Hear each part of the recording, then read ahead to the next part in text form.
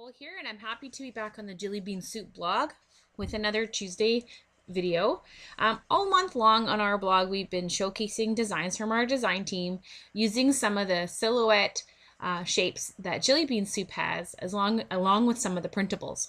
So today I thought it would be kind of fun to show you how you can use some of those shapes and printables in your silhouette software to come up with your own unique page using Jillibean Soup papers and coordinating with some of the Jillibean Soup lines that are out there. So let's get started. So obviously you can see I've opened up my silhouette software and I'm going to go to the online store, which is down in the far left corner. There's a silhouette icon. So if you just click on that, that will bring you to the silhouette store. So to find Jillibean Soup, you can just actually type in Jillibean is probably the easiest way.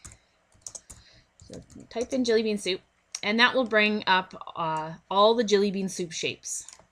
So I'm going to sort them by the newest ones. And you can see that there's some really new ones. These ones here go with the Happy Camper stew. So you can just scroll down and you can see there's several really great shapes. There's some exclusive shapes too, like this one here that is only found in the online store from Jillibean. There's some great phrases, some cute little border strips, and there's also the placemats that are really fun, Polaroids, and there's some printables. And how you know something is a printable is from this little P that shows here. It shows that it's a print and cut design. So I'm going to use a few of those today in my project. So I'm going to show you how you can use those. So there's some really great shapes, and all of them coordinate really, really well with all the Jillibean Soup lines. You can see some of them are actually patterns from within the line. There's the soup labels, which are awesome, and they're a print and cut feature. And what I really like about Jillibean's silhouette shapes is that if it's late at night or your local scrapbook store doesn't have what you need, you just simply go in here, purchase whatever it is you want, and you can go ahead and add that to your page. Okay, so I'm just going to get started. I've already purchased everything that I need, and I have them loaded in my Jillibean Soup library here. And as you can see, I have probably every shape that Jillibean Soup has because I just love them and I use them often.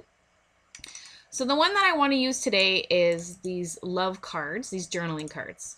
Now they come as is in a 3x4 size, and they coordinate with a couple different paper lines, but it's not actually from one of the specific soup lines that are out there right now. But they're really, really fun, and I like that this is kind of something different. So that's why I want to use this for my page. So the first thing you want to do when you do a print and cut design, like we're going to do, is size your page. So you need to know what size your printer prints, and I know mine is just 8.5 by 11. So I have to resize my page. So what you need to click on is this fifth icon from the top right corner, and that's the page setting icon. And you just want to change the page size, the width and height, to whatever it is your printer will print. Mine's 8.5 by 11, and I'm going to assume most people that's what it is. So that will automatically size the paper part here on your mat to the right size. Now as you can see, my design obviously hangs off the edge. So I'm just going to right click it and ungroup it and just drag these cards off the edge just for now. And I'm left with these two different sets of 2 journaling cards. So the next thing you need to do before you can print this out, there's 2 things. The first thing is to set up registration marks, and that's the 4th icon from the top right corner. And what that does is that helps, it'll print on your page with your journaling cards, and it helps tell your silhouette where it needs to cut from later on. So it's really, really an important step. If you just were to print it out as it is right now, your silhouette would not be able to cut it out properly. So once you click on the registration mark icon, you get this box, and I'm just going to select type 1 because I have a silhouette cameo. If you have a different type, you would choose the type that you have, and it adds these registration marks. Now, like I said, these registration marks are very important. You need them to know, for your silhouette to know where it's going to cut later on. It uses those marks as a guideline, and it's also good for you to know what's going to be cut on your page. So you really have to fit everything within that square rectangular area to know what's going to be cut. So make sure you have everything you need within that area, and then you can go ahead and print them out. We do want to take this extra journaling card off the side. I'm just going to Control X and open a new page and Control V to put that on there, just so that that doesn't print off in the distance or cause us problems cutting later. But now you're ready to go ahead and cut your design. I'm going to make mine a little bit smaller because I have a different idea for my page. But if you were doing a pocket style scrapbook, you'd want to leave these cards specifically just the way they are, because they'll come out at 3 by 4. So that's perfect. You can also weld them together, and there's a lot of great videos on YouTube for how you can go ahead and do that. But for now, I'm just going to leave these shapes the way they are because I think they're pretty awesome, except I am going to make them a little bit smaller. And I'm going to use that with my scale tool, and I'm going to make these 2 inches wide. So I'm just going to, oops. And you can see what I just did there was just size my card and not the actual cutting line. So I don't want to do that. I want to select everything associated with that shape and size it. So you can see I'm going to make some really cute mini tags out of this for my page. So I'm going to go ahead and just do that for these other 2. And then I'm going to send this to my printer. And it's just like printing any other document. I'm just going to line these up really well so I don't waste a bunch of paper. And I'm going to show you one other tip with the registration marks. So I'm just going to print 3 of these in a row. And that must have been in my original shape. So I'm just going to grab this last one. And there you go. So it's all within my registration marks. So I could actually add more shapes, which I'm going to do one more thing here. I'm going to add a couple more shapes in here because I don't want to waste my whole paper. However, if you wanted to just print a few, you can. And I'll just show you really quickly. If you go back into your registration mark window, you can adjust these registration marks. So I'll just bring this one up to here. And if you want, you could also do the right side too. And that way, because these black images are actually going to print on your page, if you don't want to waste a whole sheet of cardstock, that's just a little trick I wanted to show you. But I'm just going to open up this again, and I'm actually going to print this doily. Did I click on the right thing? No, I did not. Just going to click on this doily that's a printable. There it is.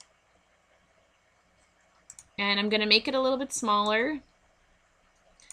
And I'm actually going to just use my tool again, and I'm going to make sure that this is, I don't know, 1.95. So just smaller than my card. So I'm going to print out some of those too. And I just want to zoom in and show you one last thing before we go ahead and print these. Is that there's a little red line around everything, and that's actually not going to print. So that is just your cutting line. So your cards and this doily will all just print normally, but this red line will not print because that's what's going to cut later on from your silhouette. So for example, this doily, later on, we're just going to cut the edge of this doily, not all the little tiny itty bitty bits and pieces.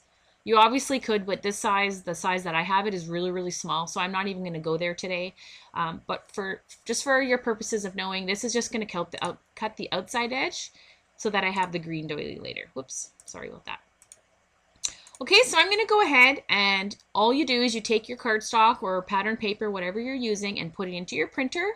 Make sure your printer is connected to your computer, and then you just want to go ahead and hit print. Make sure it's all set up to color printing, and then just go ahead and print it. Okay, it's going to print out. It's going to have all your shapes in color. If you didn't do it in color, you're going to have some gray, and actually I printed some in black and white just to show you. And it's also going to print those black registration marks. So once it's printed, then what you need to do is take your silhouette mat, and you want to take your piece of paper and line it up into the top left corner. So as you can see, just as it looks like on the mat here, you want it to be right along this top edge, because later on the silhouette, I should say, needs to read those registration marks from the top left corner. So that's why it's really important you line it up in the right area. Otherwise, you're not going to have your cuts where you want them. If you put your paper on the wrong side, it's going to cut everything completely wrong. So make sure you have it set up on the left corner. And then it's really just as simple as clicking on the silhouette tool and making sure you've adjusted your cut settings and chosen the right kind of medium. So I'm just going to click on the RGB layer, which is the color layer. And I'm going to make sure that it has textured cardstock, that's what I picked. If I double click it, it'll pick that up, and then I'm going to send it to the silhouette. And then it will just cut it out. Anything that has a red line, as long as you've lined it up correctly, it will cut your printed images out. So here's a couple close-ups of the cutout shapes that I've made, both the print and cut and some cut shapes with using Jillibean Soup pattern paper. And you can see that the print and cut looks just like a printed piece of pattern paper.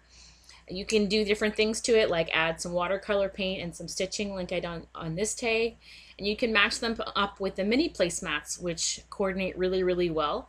And this one here, I attempted to add watercolor paint to as well. You can see for this one page, I did a mini Polaroid frame from the silhouette Jillibean shapes, and I just sized it down.